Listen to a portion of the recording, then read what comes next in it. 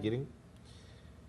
Y tendrán mucha información, pero pisan el palito igualito, ¿eh? Sí, sin duda también. Tú te lo puedes explicar cómo hoy día quedan embarazadas. Sí. Y no son personas de bajos recursos. No, ¿qué va, qué va? O sea, Muy personas informadas, educadas, ¿no? informadas. Sí, sin duda también es cierto, hay un montón, digamos, de conductas de riesgo y, por ejemplo, tenemos tasas de adolescentes altas que ya son madres, tenemos gente que a temprana edad es, digamos, madre, digamos, ya dentro de los 20, muy cerca de los 20 y menos cerca de los 30. Y, por ejemplo, hoy en día las mujeres peruanas tienen un hijo más del que hubieran deseado tener, según también las estadísticas nacionales. Y eso debería hacernos pensar en temas de educación, temas de abastecimiento y temas de incentivo de conductas responsables en la vida sexual. Pero lamentablemente en el tema de la sexualidad es bien poco lo que se conversa de forma seria, de forma informada, de forma científica, no solo en los hogares, sino por lo menos en los sistemas de educación también. ¿Y tú crees que el panorama cambiaría si es que los sistemas de salud peruanos se pusieran a la par de otros sistemas más avanzados que dan gratuitamente, ¿no? Acompañados del control o del primer control ginecológico de la mujer? Ya le están dando sus pastillas y esto continúa de manera gratuita durante los años que ellas decidan. En el Perú el servicio de planificación familiar es gratuito, es decir, no te cobran la provisión de métodos. Lamentablemente algunos estudios como los de la Defensoría del Pueblo dicen que pese a que la provisión de métodos es gratuita, te cobran la consulta, que no es poquito, te cobran la apertura de la historia clínica y eso va sumando y se constituye en una barrera de acceso para las personas de menores recursos que obtienen sus métodos anticonceptivos del sector público. Y la política pública, que no debería estar mediada por quien la preside, es a veces variable en función al conservadurismo del ministro correspondiente. Es un tema que además sabemos. Quizás sobre eso podamos recordar que durante ciertos periodos ministeriales, en años pasados, se dejó de lado los métodos modernos para incentivar el uso de los métodos naturales, con todos los riesgos que esos conlleva, ¿no? Porque hay que tener ciclos regulares, ¿no es cierto? Parte también de deberían basarse en una relación democrática en la pareja en donde no haya episodios de violencia, cosa que lamentablemente no existe en muchas de las parejas de nuestro país. Y entonces una política pública puede orientarse hacia los métodos naturales o hacia los métodos modernos dependiendo de la línea de quién es el ministro o la ministra en este caso, ¿no? Y, por ejemplo, hallazgos como el de la píldora, que es el hito de los métodos anticonceptivos modernos, quedan, digamos, un poco pasmados, quedan subsumidos cuando hay políticas públicas que orientan hacia un determinado sentido, que de hecho tiene una repercusión en las tasas de natalidad de las mujeres, ¿no? A ver, 50 años después, hablemos de miedos y prejuicios, tanto de la sociedad como de la persona, o en una cuestión más personal. ¿Hay todavía miedos personales de tomar anticonceptivos, sea la píldora u otros? Sí, lo que pasa es que acá el tema principal es la educación que se le debe de dar a la gente. Yo puedo regalar anticonceptivos a diestra y siniestra, pero si no educo y no le digo para qué estoy dando esto, no va a servir ninguna política de salud. Déjame hacerte un paréntesis, Maribel. Yo haría hincapié, por lo general se ha hecho hincapié en educar a la mujer, pero creo que también hay que educar al hombre en salud reproductiva, y probablemente mucho más, porque tiene tantos atavismos y tantas cosas locas ahí metidas, que probablemente hay que trabajar más con ellos que con ellas a veces. Lo que pasa es que la educación debe de ser desde el colegio, y el colegio son hombres y mujeres. Entonces no hay que tener temas tabús y dejar de hablar, o sea, hay que decir cuándo la mujer ovula, cuándo no ovula, qué son los espermatozoides, qué son los óvulos. Pero es que para muchos hablar significa conceder, permitir, que los chicos tengan libre albedrío, que hagan lo que les dé la gana con su cuerpo. Y que de repente, de repente los padres no quieren ni hablar de ese tema. Mejor no hablarlo, ¿no? La educación debe ser en el colegio y en el hogar. O sea, no solamente la escuela para padres para decirte, mire, su hijito tiene que hacer las tareas a tal hora, que su hijito no debe prender la computadora. No, la escuela para padres debe de poner también dentro de su esquema la anticoncepción, los métodos anticonceptivos, todos los que haya, y tiene que tener en cuenta la fisiología. ¿Qué pasa en un hombre? ¿Qué pasa en una mujer? Porque muchos no lo tenemos claro eso, ¿no?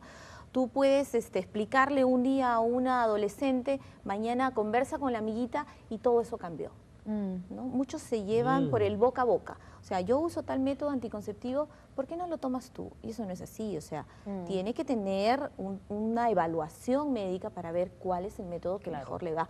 Ahora, con respecto a los métodos, desde los 10 miligramos que salió la primera vez el Enovit, hasta ahora tenemos dosis bajísimas.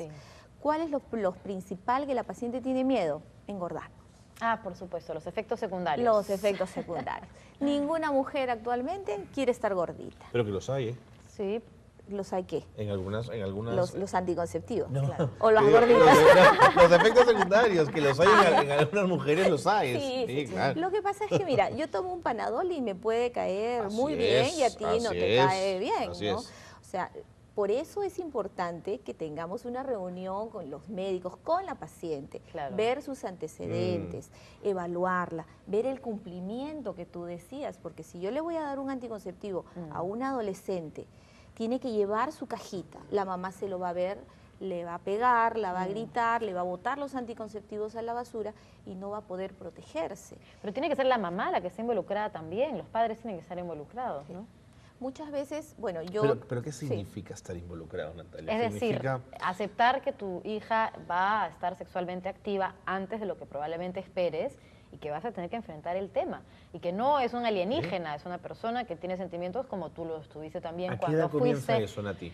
Es muy impredecible hoy en día, pero mejor estar preparado y estar abierto al diálogo, que Porque después imagino- asumir un embarazo no De acuerdo, deseado no, de de tu acuerdo, hija de acuerdo, pero o tu ya- hijo que de pronto fecundó a una Pero dama. llevar a tu hija de 14 años al ginecólogo, de 13 años al ginecólogo... Yo creo que es adecuado. Te cuento Yo que no lo dudo, pero digo... Pero es una decisión muy Sí. personal Es y particular, complejo, ¿no? ¿no? Pero, Muchas pero mientras más mujeres información van. haya, creo que por ahí Yo que tengo, es por la- ejemplo, veo pacientes mayores que tienen sus hijas y me las traen y me dicen, Maribel, porque no se atiende a una adolescente si está sola, yo trabajo Claro, en una clínica claro. privada, Es una viene con la adolescente mamá.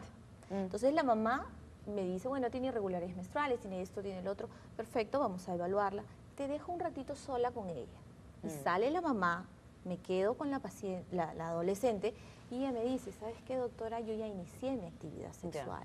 ya. Entonces quiero que me digas con qué me voy a cuidar, porque yo tengo 15, 16 años y no quiero embarazar. ¿Esas son las edades? Aproximadamente. Depende, ¿no? O sea, si estamos hablando de hijitos, una Es menor, mujer sí, de acuerdo. a los 18 años Sí. que no haya tenido pareja es una solterona. Sí, la estadística es diferente. Es sí, una está bien. solterona, es completamente diferente en varios. Claro. Y los estratos sociales que más pueden acudir y llevar a sus hijas son los de nivel medio alto, ¿no? Claro. De repente los más bajos tienen ciertos prejuicios y ahí es donde se ve la mayor cantidad de adolescentes embarazadas. Ahí, en las mujeres que no llevan a sus hijas para que se les oriente. Claro. No solamente una clínica, hay tantos centros donde se les puede dar orientación de planificación familiar. No estamos hablando de libertinaje sexual. No. para nada. No estamos incentivando. Pero eso es lo que hay que convencer a algunos, ojo. No estamos incentivando, porque la vez pasada tuve una entrevista y me llamó una señora al celular y me dijo, ¿cómo es posible que usted esté estimulando que los adolescentes tengan relaciones? Acá no estamos hablando de eso, acá estamos hablando de prevención. Por supuesto, prevención. Así Cuidarse. Oye, Maribel, y una pregunta de pronto absurda, ¿no? Pero Nos piden una pausa. ¿solo van las ¿eh? mamás con ellas? No, los papás no. Los papás no van. Los papás, cuando llega una adolescente Se siente medio absurdo, embarazada, no, claro. ya embarazada, Ahí se Ahí va, preocupan. no, ¿sabes qué? Se salen del consultorio, o sea, Ya. la dejan a la mamá con el problema y al adolescente. O sea, el papá muy pocas veces he visto ¿Se compromete a este nivel? que haya, ¿Sí? que haya tenido un compromiso con su hija, que ha quedado embarazada. Es muy pocos padres que hacen eso. O sea, los padres que estén separados y que el papá sea... Deberían ver la Claro, película asume otro Jules. rol, asume, digamos, o el ¿no? rol de madre, ¿no? Bueno, vamos a la pausa. Para seguir conversando de esos temas, no se vayan, quédense con nosotros en Un Día a la Vez. ¿Qué?